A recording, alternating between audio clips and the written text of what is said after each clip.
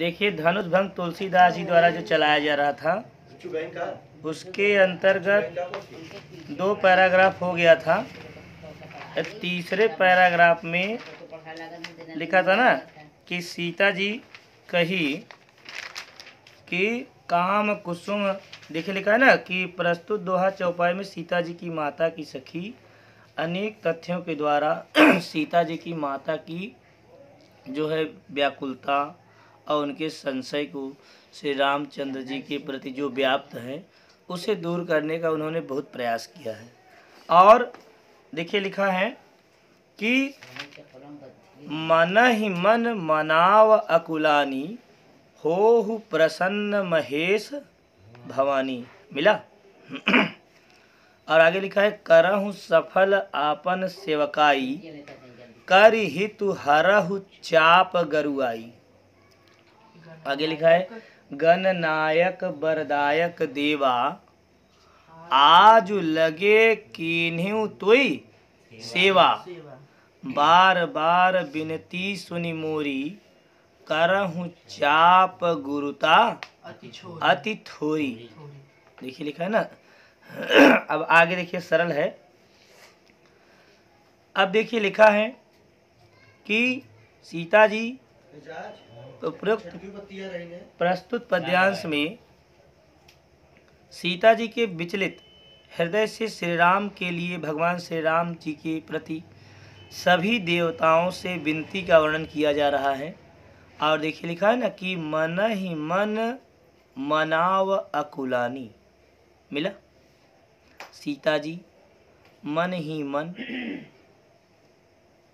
हाँ मन ही मन, हाँ बड़ी ही व्याकुलता के साथ, देखिए लिखा है ना कि मन ही मन मनाव अकुलानी, अपने मन में ही बड़ी व्याकुलता के साथ सीता जी मन ही मन मना रही हैं। और क्या मना रही हैं कि हो प्रसन्न महेश भवानी।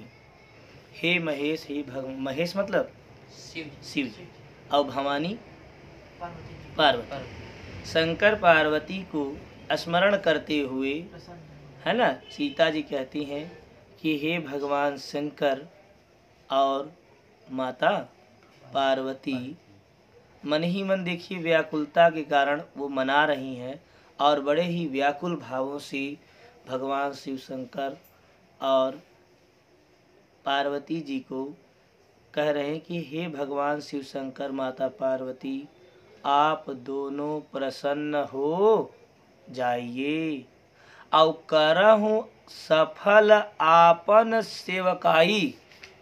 मिला। करहु सफल आपन सेवकाई आज तक मैंने आपकी, ध्यान दीजिएगा, आज तक मैंने जो कुछ भी आपकी सेवा की है। देखिए लिखा ना कि करहु सफल आपन सेवकाई, आज तक मैंने आपकी जो कुछ भी सेवा की है। देखिए एकदम सरल भाव में लिखा है कि करहु सफल आपन सेवकाई। आपन सेवकाई मतलब आपकी आज तक मैंने, ये कौन कह रहा है? सीता जी कह रहे हैं। किसके प्रति? भगवान शिव शंकर और माता पार्वती की, माता पार्वती के प्रति कह रहे हैं कि हे भगवान महेश और माँ भवानी, आज तक मैंने आपकी जितनी भी सेवा की है, आज तक मैंने आपकी जितनी भी सेवा की है, यदि उस सेवा का जो कुछ भी आप मुझे फल दीजिए, आप उसका फल मुझे दीजिए तथा मेरा क्या कीजिए? कल्याण कीजिए। जो कुछ भी मैंने सेवा किया उसका मुझे आप क्या दीजिए? फल दीजिए। देखिए लिखा है ना, आप मुझे सेवकाय, आज तक मैंने जो कुछ भी सेवा किया उसका फल दीजिए और मेरा क्या कीजिए? कल्याण कीजिए। आगे क्या लिखा है? करि हितु हरहु चाप गरुआई। अब आगे कर रहे हैं, इस प्रकार से ये जो शिव जी का धनुष है, अर्थात ये जो धनुष है, उस धनुष के भारीपन को हे भगवान आप क्या कर लीजिए? हर लीजिए। क्या लिखा है ध्यान से पहले सुनिए। लिखा है कि करहूँ सफल आपन सेवकाई, आज तक मैंने आपकी जो कुछ भी सेवा की है, मिला, आज तक मैंने जो कुछ भी आपकी सेवा की है उस सेवा का आप मुझे फल दीजिए। और वह फल कैसा दीजिए, लिखा है ना, क्या लिखा है कि कर हित माने और मेरा क्या कीजिए, कल्याण कीजिए। हित मतलब कल्याण कीजिए, कल्याण कीजिए मतलब मेरा भला कीजिए। और हरहु चाप गरुआई, और जो कुछ भी फल मिलना चाह रहा है वो फल इस धनुष में समर्पित कर दीजिए, जिससे यह धनुष अत्यधिक हल्का हो जाए, कम हो जाए, इसका भारीपन कम हो जाए। और आगे क्या लिखा है, अब देखिए इतना ही नहीं रुकी सीता जी, आगे भी किसी अन्य देवता को मनाते हुए कह रही हैं। क्या कह रही हैं, गणनायक। गणनायक सुनते ही आपको पता चल गया कौन देवता, श्री गणेश जी, भगवान शिव शंकर के पुत्र। गणनायक वरदायक देवा, आज लगे कीन्हू तोई सेवा। हे गणनायक, धन जगह सीता जी गणेश जी को नमस्कार करते हुए कह रही हैं कि हे गणनायक, हे भगवान गणेश, वरदायक देवा, वरदान देने वाले, हे गणेश, हे भगवान श्री गणेश, वरदान देने वाले, आज ही के दिन के लिए मैंने आपकी सेवा की थी। भाई हम किसी की सेवा करते हैं तो किसी बिना स्वार्थ के आप किसकी सेवा करते हैं, माता पिता का भी लोग सेवा स्वार्थ के लिए करते हैं। बिना स्वार्थ सिद्धि की पूर्ति के लिए आज के ज़माने में कोई किसी का सेवा करने के लिए आतुर नहीं होता है ना। एक वृद्ध औरत थी ध्यान सुनिए, कहानी जुड़ गई। एक वृद्ध औरत थी, उसको उसकी जो बहुएं थी उसको बहुत प्रताड़ित करती थी, और उन बहू और उसके जो बेटे थे वो कुछ बोल नहीं पाते थे क्योंकि बहुओं की चलती थी। दिक्कत था, वो महिला बहुत परेशान थी, एक तो वृद्ध भी थी, खाना सही से नहीं मिलता था, समस्या बहुत जटिल थी। और उसको आए दिन एक बेला भोजन मिलता था, एक बेला नहीं मिलता था, समस्या होता था। तो गांव के 2-3 बुजुर्ग थे, उनसे रहा नहीं गया, उन्होंने समझाया लड़कों को, लेकिन समझे नहीं, वो बात समझ नहीं पाए। ठीक है कोई बात नहीं। उन बुजुर्गों में एक बुजुर्ग ने कहा उस महिला से कि आपके पास कोई बक्सा उक्सा है, पेटी का कोई है, पेटी उटी? कहे हाँ हमारे पास 2 पेटी है। ठेठ में बोल रही महिला। कहे उसी बक्से में तुम 25-30 ठो मिट्टी का ढेला रख लो या 2-4 ठो ईंट रख लो और उस पे ताला मार दो, और अपने बहुओं से या लड़कों से कह दो कि जो हमारी सेवा करेगा वही इस बक्से का मालिक होगा। ध्यान दीजिएगा। कहे है क्या इसमें, कोई पूछेगा तो बता देना, इसमें आज तक मेरे पिताजी, मेरे ससुर जी, जो मेरे पति जो कुछ भी दिए थे स्मृति चिन्ह के रूप में, उस सब मैं इसमें रखी हूँ। जो सेवा करेगा रुपए पैसे जो होगा अपना बांट लेगा वो। अब ध्यान दीजिएगा, ये बात सुनते ही उसकी बहुएं, उसके बच्चे, सब लोग उसकी सेवा में जुट गए। वो बूढ़ी खूब आनंद ली, खूब अपना जब तक जी तब तक ऐसो आराम में पली बढ़ी अपना। उसके बाद एक दिन उसकी मृत्यु हो गई। तो उसका अंतिम संस्कार करके आए बच्चे, कहे अब चलो बक्सा खोलते हैं। जब बक्सा खोले तो उनका स्थिति खराब हो गया, उसमें ईंटें कंकड़ पत्थर यही सब थी, बुद्धि फेल हो गई। तो वही देखिए इसमें लिखा है, बस कहानी हो गई, ज़्यादा मत सुनो। आगे देखिए लिखा है कि हे गणनायक, हे भगवान श्री गणेश जी, आप वरदान देने वाले हैं, और आज लगे किन्हीं तो ही सेवा, आज के लिए ही तो मैंने आपकी सेवा की थी। आज के लिए ही तो मैंने आपकी सेवा की थी। आपसे मेरी विनती, देख लिखा, बार बार विनती सुनी मोरी। आपसे मेरी विनती है, और एक बार नहीं बल्कि बार बार है गणेश जी, आपसे विनती है कि कृपा कर आप मेरी इस विनती को सुन लीजिए। बार बार विनती सुनी मोरी। मेरी आपसे बार बार विनती है कि आप मेरे ऊपर कृपा कीजिए, आप मेरे ऊपर कृपा कीजिए और मेरी विनती को सुन लीजिए। और करहूँ चाप गुरुता अति थोरी, और इस धनुष की गुरुता मतलब भारीपन को, अति थोरी मतलब अत्यधिक कम कर दीजिए, जिससे ये कोमल अंगों वाले श्री रामचंद्र जी धनुष का भंजन कर सकें और इनसे हमारा परिणय हो जाए। आ जाएगा? सरल है ना? काव्यगत सौंदर्य इसका लिख लीजिएगा। काव्यगत सौंदर्य लिखना बहुत ही जरूरी होता है। जैसे भाषा इसकी क्या है? अवधि। गोस्वामी तुलसीदास जी की भाषा क्या है? अवधि। आप लिखेंगे काव्यगत सौंदर्य हेडिंग डाल करके इसको लिखिएगा आगे कि हाँ, भाषा अवधि। अब ध्यान दीजिएगा, गुण क्या है? माधुर्य है। छंद चौपाई में लिखा गया, आपको पता ही है, ठीक है। अब ध्यान दीजिएगा, रस क्या है? भक्ति रस है। एक भक्त का प्रभु के प्रति आराधना है ना, तो यहाँ पे रस क्या है? रस है भक्ति रस, है ना। छंद चौपाई।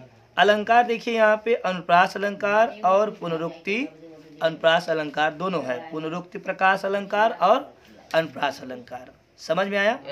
आगे शैली जो है, आप प्रबंध और वर्णनात्मक शैली भी लिख सकते हैं। काव्यगत सौंदर्य लिखने पर आपको जो है कितना नंबर मिलेगा?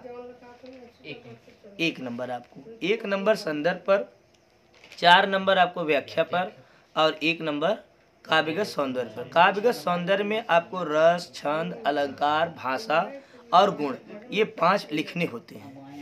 हाँ, ठीक है। 4-5 जो है इसको आप दर्शाएंगे तो जो है एग्जामिनर समझता है कि आपको जो है भाषाओं पर भी पकड़ है। काव्यगत सौंदर्य में क्या क्या है? अलंकार है, यही सब होते हैं। शैली होती है, भाषा, इन सब, ये सब भी शिक्षार्थी जानता है। अब समझ में आया कि देखी रघुवीर तन सुर मनाव धरि धीर, मिला? सुर मनाव धरि धीर भरे बिलोचन प्रेम जल पुलकावली शरीर। अब देखिए यहाँ दिया गया है कि भगवान श्री रामचंद्र जी धनुष तोड़ने के लिए मंच पर खड़े हो गए हैं। भगवान श्री रामचंद्र जी धनुष को तोड़ने के लिए मंच पर खड़े हो गए हैं और सीता जी उन्हें बार बार देख रही हैं। समझ में आया? बार बार उन्हें निहार रही हैं, देख रही हैं और धैर्य धारण कर देवताओं को जैसे तैसे मना रही हैं। इसी प्रसंग को यहाँ पे रखा गया है। तो देखिए लिखा है, क्या लिखा गया कि देखी रघुवीर तन, देख रघुवीर तन। ध्यान दीजिएगा, लिखा है कि देखी रघुवीर तन। भगवान श्री रामचंद्र जी धनुष का भंजन करने के लिए मंच पर, अंग्रेजी में बोले तो स्टेज पर, है ना, मंच पर प्रदर्शित हो गए हैं और सीता जी उन्हें बार बार देख रही हैं। समझ में आया? देखी रघुवीर तन, सीता जी उन्हें बार बार देख रही हैं, अर्थात उनके शरीर को निहार रही है। और आगे क्या लिखा है? भरे बिलोचन, क्या लिखा है? प्रेम जल पुलकावली शरीर। और उन्हें देख करके, ध्यान दीजिएगा, उनके नेत्रों से व्याकुलता के कारण अश्रु की धाराएं बहने लगती हैं। उनसे बड़ी आशा जुड़ी हुई है क्योंकि वे लास्ट पर्सन हैं। सही बात है नहीं? सभा में अंतिम वही थे ना धनुष का भंजन करने। स्वयंवर सभा में उपस्थित जितने भी मानी महीप राजागण थे, सब लोग पराजित हो गए थे। कोई भी धनुष का भंजन नहीं कर पाया था। अंत में वो स्वयंवर सभा भंगित होने वाली थी, तब श्री विश्वामित्र जी ने उनको आदेश दिया ना कि हे पुत्र राम, आप जाइए धनुष का भंजन कीजिए और जनक पुत्री सीता से अपना विवाह सुनिश्चित कीजिए। ठीक है। तो वही बताया जब वे उठे और मंच पर पहुंचे तब सीता जी श्री रामचंद्र जी को देख बार बार देखती हैं और उनके देखिए लिखा है ना कि क्या लिखा है, सुर मनाव धर धीर और धैर्य धीर, अपने हृदय में धैर्य धारण करके बार बार देवताओं की विनती करती हैं, जैसे चाहे जैसे विनती कर रही हैं। और आगे क्या लिखा है कि भरे बिलोचन प्रेम जल, बिलोचन मतलब आंख, नेत्र, और उनके नेत्रों में श्री रामचंद्र जी के प्रति प्रेम रूपी अश्रु की धाराएं बहने लगी और पुलकावली शरीर और उनका शरीर अत्यधिक पुलकित हो गया, रोमांचित हो गया और आनंदित हो गया। अब आया समझ में नहीं? बोलो। अब देखिए अगला बहुत ही बेहतरीन पैराग्राफ अब आ रहा है। क्या लिखा है, नीके निरख नयन अति शोभा, मिला मिला ना, नीके निरख नयन भरी शोभा पितुपन सुमिर बहुरी मनु शोभा। अब देखिए कहा जा रहा है नीके निरख नयन भरी शोभा। सीता जी, ध्यान दीजिए बहुत ही सरल है। देखिए लिखा है कि गोस्वामी तुलसीदास जी कहते हैं जब श्री रामचंद्र जी धनुष तोड़ने के लिए, धनुष का भंजन करने के लिए मंच पर पधारते हैं। कौन? श्री रामचंद्र जी मंच पर पधारते हैं, खड़े हुए हैं, तो सीता जी उनकी शोभा को भली भांति देख रही हैं। देखिए लिखा है ना कि नीके निरखी, नीके मतलब नीक मतलब अच्छा, अच्छी तरह से, जितना उनको देखना चाहिए। नीके निरख नयन भरी शोभा, नयन भरी मतलब उनकी आंखों को जितनी आवश्यकता थी, नीक भर मतलब बहुत अधिक समय तक जितना उनकी आंखों को अच्छा लगने वाला था उतने समय तक उन्होंने श्री रामचंद्र जी की ओर देखा। इतना समझ में आया? आगे फिर देखिए आगे क्या घटना घट रही है। पितुपनु सुमिर बहुरी मनु क्षोभा, फिर अपने पिता जनक द्वारा लिए गए कठोर निर्णय। उनके पिता जनक कैसा निर्णय लिए थे कि जो इस धनुष का भंजन करेगा, जो इस शिव धनुष को तोड़ेगा, उसी के साथ अपनी पुत्री का विवाह। अभी तो श्री रामचंद्र जी को देख करके सीता जी अत्यधिक उत्साहित हो गई हैं, प्रफुल्लित हो गई हैं, और जितना उनकी आंखों को अच्छा लग रहा है उतना श्री रामचंद्र जी की ओर वो देख रही हैं। और अचानक पितुपनु देख लिखा पितुपनु सुमिर, तब से अचानक जो है सीता जी को अपने पिता द्वारा लिए गए कठोर निर्णय का क्या आ गया, याद आ गया कि मेरे पिता ने तो ऐसा निर्णय ले लिया है कि जो इस स्वयंवर सभा में उपस्थित जितने भी राजागण थे किसी ने उस निर्णय का पालन नहीं किया। पितुपनु सुमिर, अपने पिता द्वारा लिए गए कठोर निर्णय को, सुमिर मतलब याद करके, याद जैसे ही करते हैं, बहुरी मन क्षोभा, क्षोभ मतलब दुख, उनके मन में, उनके हृदय में दुखों का सैलाब उमड़ पड़ता है, दुखों का संचार उमड़ पड़ता है कि मेरे पिता ने इतना कठोर निर्णय ले लिया। और आगे क्या लिखा, अह तात दारुण हठ ठानी, मिला अह तात। अब देखिए आगे लिखा है कि फिर कहा जा रहा है कि उनका मन अत्यधिक दुखी हो गया और सीता जी मन ही मन सोचती हैं कि मेरे पिता ने तो बहुत ही भयंकर निर्णय ले लिया। अह तात दारुण हठ ठानी, मिला अह तात दारुण हठ ठानी, मिला।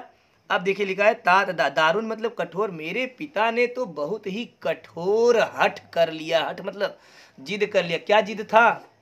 जो इस धनुष का भंजन करेगा वही मेरी पुत्री के साथ विवाह करेगा। तो वही करें, अह तात दारुण हठ ठानी। अह मतलब वो बड़े दुख की बात है कि मेरे पिता ने इतना कठोर हठ ठान लिया है।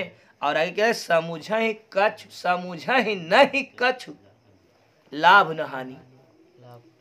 मेरे पिता तनिक भी नहीं समझ रहे हैं कि इसमें क्या लाभ होगा और क्या समुझे कछु लाभ न हानि। वे कुछ समझ नहीं पा रहे हैं, सोच नहीं पा रहे हैं कि इसमें कितना लाभ होगा और कितना हानि होगा। आया सचिव सभय, अभी तो पिताजी के बारे में सोची सीता जी, अब देखिए सचिव सभय सिख दे न कोई।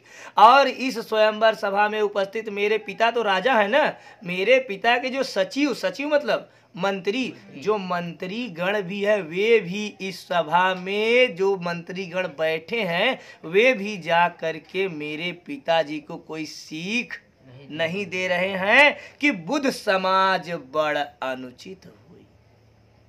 कि ये बुद्ध का समाज है, बुद्ध मतलब ज्ञानवान, बुद्ध मतलब ज्ञानी। अरे ज्ञानियों के समाज में इतना अनुचित कार्य भला कैसे हो रहा, कोई मेरे पिताजी को जा करके यह समझा नहीं रहा है। अरे मेरे पिताजी ने तो वैसे कठोर निर्णय ले लिया है कि धनुष का जो भंजन करेगा वही धनुष को, वही श्री रामचंद्र जी से विवाह करेगा। चलो ठीक है, मेरे पिताजी ने बड़े ही कठोर निर्णय रूपी हठ को ठान लिया है, तो इस सभा में उपस्थित जितने मंत्री गण वे मंत्री लोग भी जा करके कोई ये सीख नहीं दे रहे हैं पिताजी को कि आपने इस बुद्ध समाज में बहुत ही अनुचित कार्य कर दिया है। अर्थात इस बुद्ध समाज में बहुत ही अनुचित कार्य होने जा रहा है। कह धनु कुलिसहु चाहि कठोरा, मिला। अब देखिए आगे कर रहे हैं कि कहाँ, सीता जी कर रहे हैं कहाँ वह वज्र के समान, कुलिस मतलब कठोर। अब 2 मिनट, अब कह रहे हैं सीता जी कह रही हैं कि कह धनु कुलिसहु चाहि कठोरा, मिला। कहा जा रहा है कि कहाँ वज्र से भी अधिक कठोर यह धनुष और कहाँ कोमल अंगों वाले ये श्री रामचंद्र जी। कहाँ यह वज्र से भी अधिक कठोर धनुष और कहाँ ये श्यामल मृदुगात कठोरा, सांवले रंग के कोमल अंगों वाले सांवले रंग से श्री रामचंद्र जी इस भला कठोर धनुष का भंजन कैसे कर सकते हैं। सीता जी बहुत परेशान है, बहुत ही व्याकुल है कि मेरे पिताजी ने पता नहीं ऐसा कौन सा निर्णय ले लिया है। आया सरल है। आगे देखिए लिखा है विधि के ही भांति धरऊ उर धीरा और सिरस सुमन कन बेधी अहीरा। बहुत ही गजब लाइन है। देखिए लिखा है कि सीता जी की कहती हैं, देखिए लिखा है सीता जी कहती हैं कि हे विधाता, विधाता मतलब ब्रह्मा, भगवान ईश्वर, हे विधाता अब मैं किस तरह अपने हृदय को धैर्य बधाऊं। देखिए लिखा ना विधि, विधि के ही भांति धरऊ, विधि मतलब हे विधाता, हे भगवान, हे ईश्वर, के ही भांति धरऊ उर धीरा, मैं अपने धीरा मतलब धैर्य को, उर मतलब हृदय को, धीरा मतलब धैर्य, मैं अपने हृदय को धैर्य भला कैसे धराऊं। शीरस सुमन कत बेधी अहीरा, क्या शीरिष के पत्ते से कोमल, क्या शीरिष के पत्ते से, क्या शीरिष के कोमल पत्ते से कठोर हीरे को बेधी माने बेधा जा सकता है। शीरिष का पत्ता जो होता है, शीरिष एक पत्ता होता है जो गुड़हल का फूल, देवी माई फूल, समझे। उसकी जो पत्तियां होती देखो आरी की तरह होती हैं, हाँ। नुकीली। सीता जी कह रही हैं, ध्यान दीजिए बहुत ही गजब दिया गया है। देखिए क्या लिखा है, सीता जी कह रही हैं कि अनुप्रास अलंकार, देखिए क्या बोलते हैं, शीरस सुमन कद भेदी, नहीं आप देखिए यहाँ पर लिखा है कि हाँ शीरस सुमन उर धीरा, अनुप्रास अलंकार का उदाहरण है। देखिए लिखा है कि शीरस सुमन, क्या शीरिष के पत्ते से, क्या शीरिष के पत्ते से कठोर हीरे को काटा जा सकता है। अगर शीरिष के कोमल पत्ते से कठोर हीरे को नहीं काटा जा सकता तो ये शीरिष के कोमल पत्ते के स्वभाव वाले श्री रामचंद्र जी कठोर धनुष रूपी हीरे को भला कैसे तोड़ सकते हैं। अब आया ठीक है। अब आगे क्या है, सकल सभा कै मति भई भोरी अब मोहि शंभु चाप गति तोरी। अब देखिए आगे कहा है, सीता जी कह रही हैं कि क्या कह रही हैं कि सकल सभा के मति गई भोरी, इस स्वयंवर सभा में उपस्थित सभी लोगों की बुद्धि, मति मतलब बुद्धि मानो क्या हो गई है, भ्रष्ट हो गई है।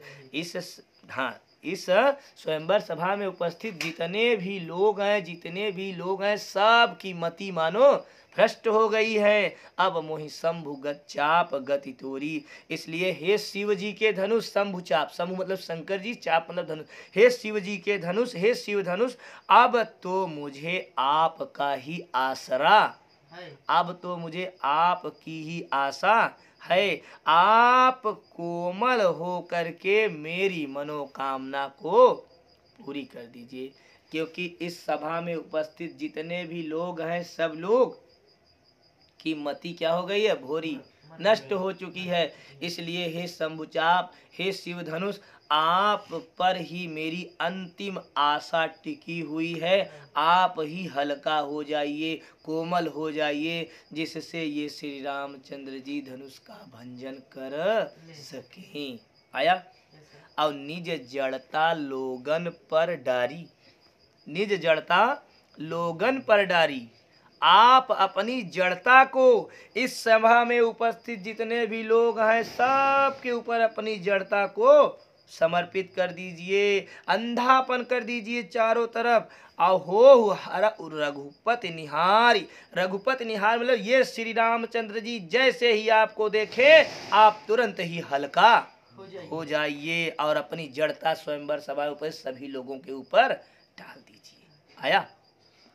अति परताप सिय मन माही, अब आगे कहें अतः, अब देखिए लिखा है कि अति परताप, हाँ, सिय ही मन माही लव निमेष जुग, बोलिए बोलिए, लव निमेष जुग क्या लिखा है, सय सम जानी।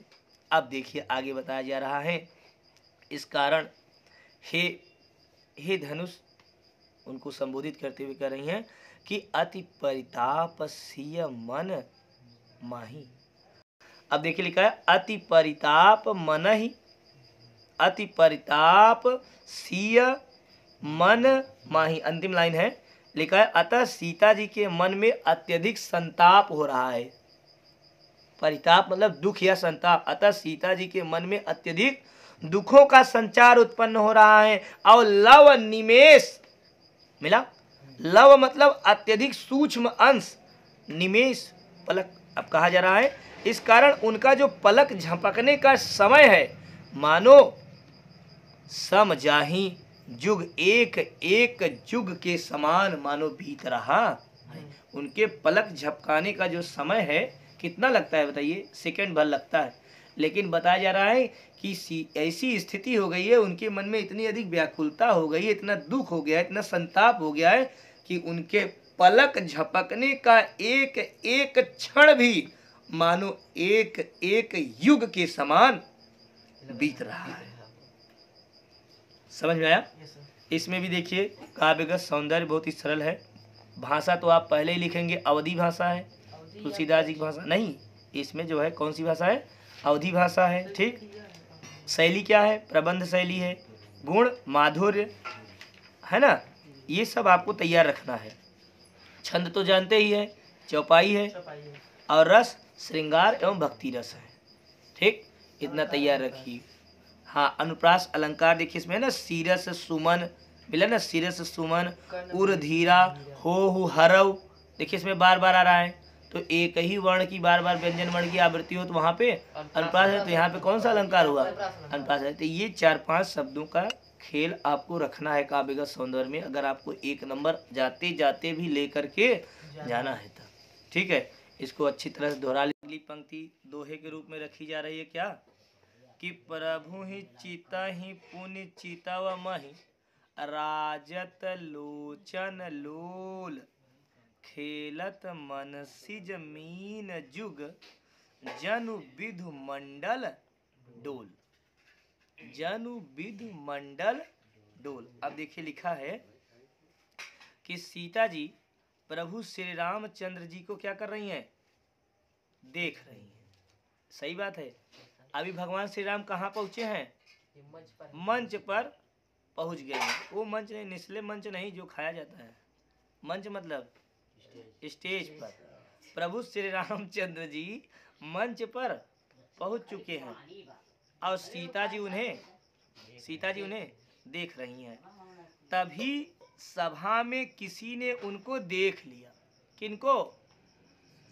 सीता जी को। श्री रामचंद्र जी की ओर माता सीता देख रही हैं। तभी सभा में उपस्थित किसी ने सीता जी को उनको देखते हुए देख लिया। अब देखिए अब आगे क्या घटना घट रही है, जिससे वह क्या हो गई? लजा गई। इससे वो लज्जावश पृथ्वी की ओर देखने लगती हैं। देखिए लिखा है कि प्रभु ही चिताई पुनि चिता व महि। मिला? प्रभु ही चिताई। प्रभु माने प्रभु श्री रामचंद्र जी को सीता जी क्या कर रही थी? चिताई मतलब देख रही थी। ठीक है, प्रभु श्री रामचंद्र जी को सीता जी देख रही थी। पुण्य चितव, तभी किसी ने उनको देख लिया तो फिर वो पुण्य चितव मही मतलब धरती। जब उनको किसी ने देख लिया तो वो लज्जावश अपने आप को झुका ली और कहाँ फिर देखने लगी? धरती की ओर। पहले कहाँ देख रही थी? श्री रामचंद्र जी की ओर देख रही थी। तभी किसी ने उनको देख लिया तो वो लजा गई, शर्मा गई। और फिर अब कहाँ? अब पुण्य चिता ही मही मतलब पृथ्वी। तब वो कहाँ देखने लगी? पृथ्वी की ओर देखने लगती हैं। इस तरह उनका श्री रामचंद्र जी को देखने का क्रम चलता रहता है। फिर देखने लगती है, कोई देख लेता है, फिर वो अपनी मुंडी नीचे कर लेती हैं। कहाँ देखने लगती हैं? पृथ्वी पर। तो देखिए लिखा है कि राजत लोचन लोल। अब कहा जा रहा है कि जब वो देखती है तो राजत लोचन लोल। मिला? लोचन लोल, उनके जो आँखें हैं, उनके जो दोनों आँखें हैं, ऐसी चंचलता को प्रदर्शित कर रही हैं। उनके दो चंचल जो नेत्र हैं, उनके दो चंचल नेत्र हैं। ऐसा प्रतीत हो रहा है मानो मनु मानव जनु जानो जहां आ जाए कौन अलंकार? उपमा उपमा होगा। उत्प्रेक्षा अलंकार संभावना।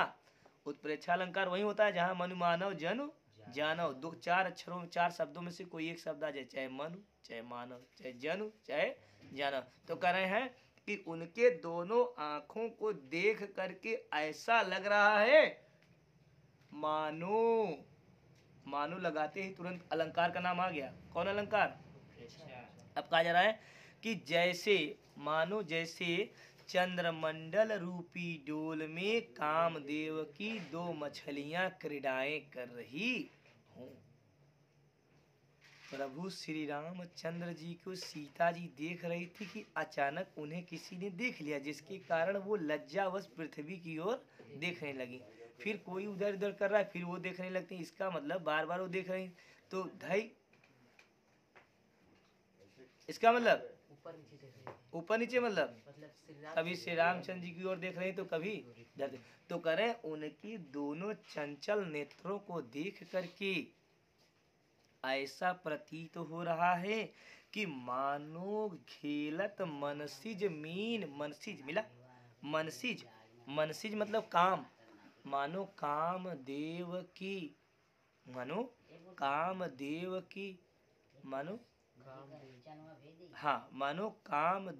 की दो मछलियां चंद्रमंडल रूपी डोल में क्रीडाएं कर रही हूँ।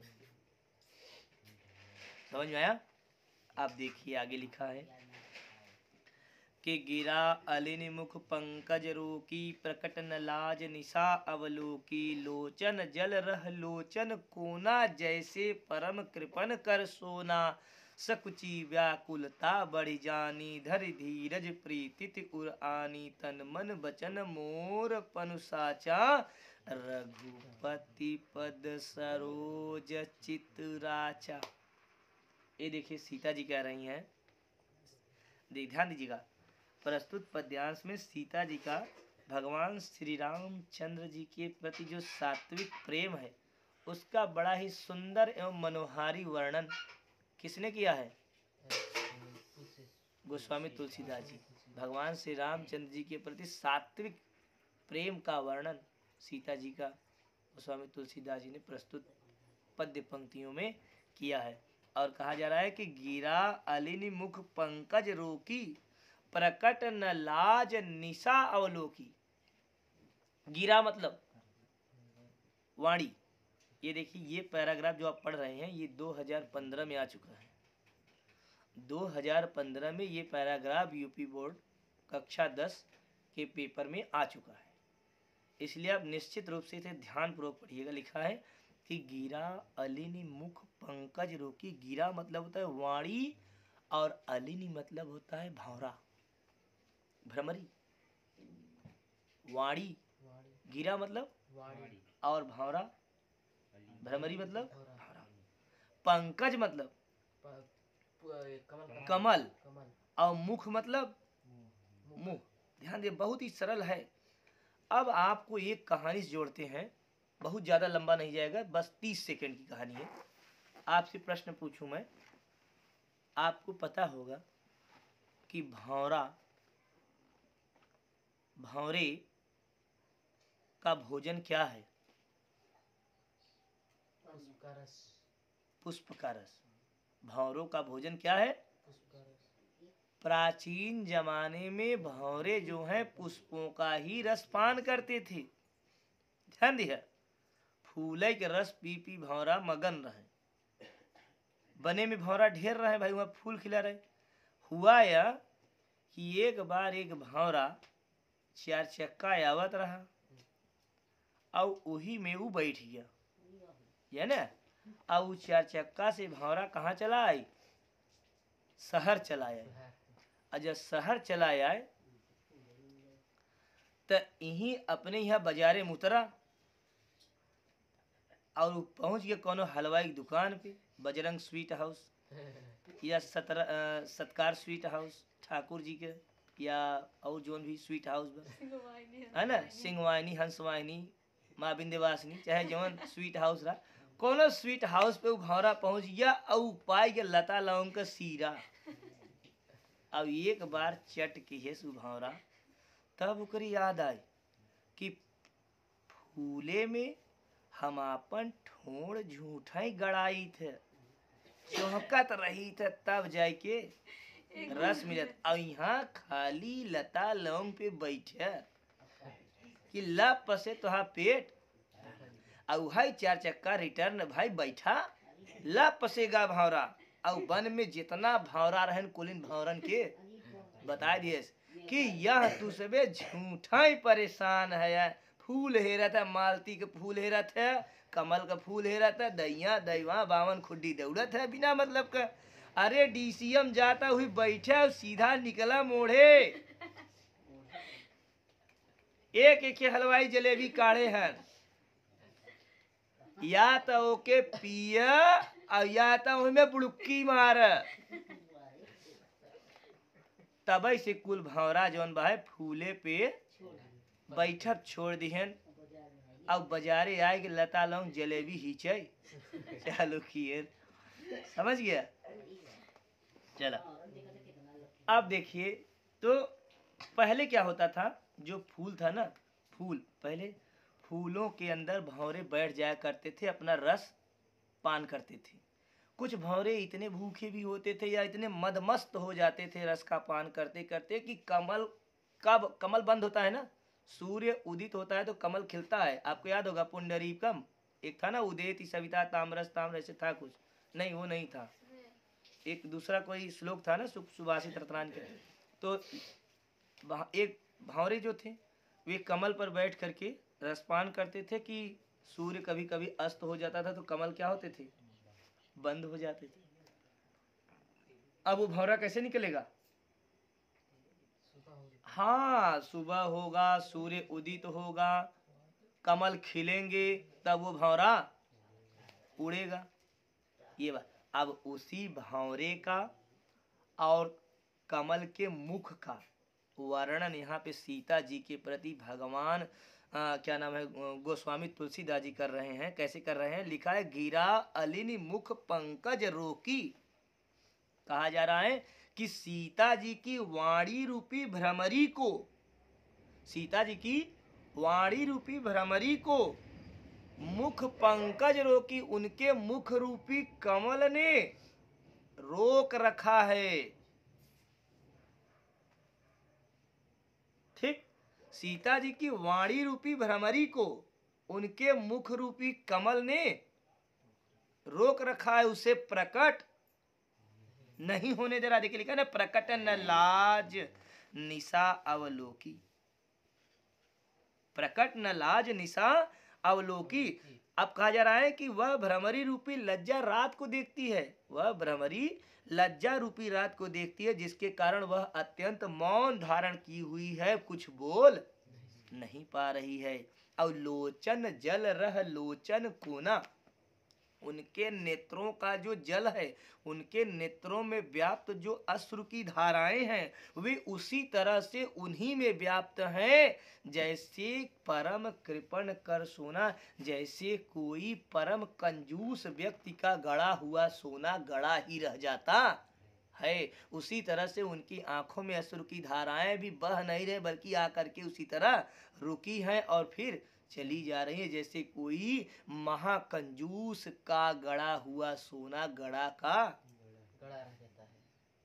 सकुची व्याकुलता बड़ी जानी, धरी धीरज प्रीतित उर आनी। अब आगे कहा जा रहा है कि सकुची व्याकुलता मिला, सकुची व्याकुलता, अत्यधिक व्याकुलता के कारण सीता जी क्या हो गई हैं, सकुचा गई हैं। संकोचित सीता जी की व्याकुलता अत्यधिक बढ़ गई है। लिखा ना, बढ़ जानी, सकुची व्याकुलता बढ़ जानी। अब देखिए आगे लिखा है कि सीता जी की व्याकुलता अत्यधिक बढ़ गई है और धैर्य धीरज प्रेतित उर आनी, और वे अपने उर माने हृदय में, और वे अपने हृदय में बार बार धैर्य धारण किए हुए हैं, बार बार धैर्य धारण किए जा रही हैं और तन और कह रही हैं क्या, तन मन वचन मोर पनु शाखा साचा, यदि मैं तन मन और वचन से मिला, यदि मेरे तन मन वचन से श्री राम का वर्ण सच्चा है, यदि मेरे तन मन और वचन से, यदि मैं तन से मन से और वचन से श्री रामचंद्र जी के प्रति सच्ची हूँ, मेरा प्रेम सच्चा है, तो रघुपत पद सरोज चित राचा, तो रघुनाथ जी के चरण रूपी कमलों में मेरा चित्त माने मेरा मन में अनुरक्त है, तो ईश्वर मुझे उनकी दासी अवश्य बनाएंगे। यदि मैं तन मन वचन से श्री रामचंद्र जी के लिए समर्पित हूँ, तो ऐसे श्री रामचंद्र जी मुझे अवश्य ही अपने कमल रूपी चरणों की दासी बनाएंगे।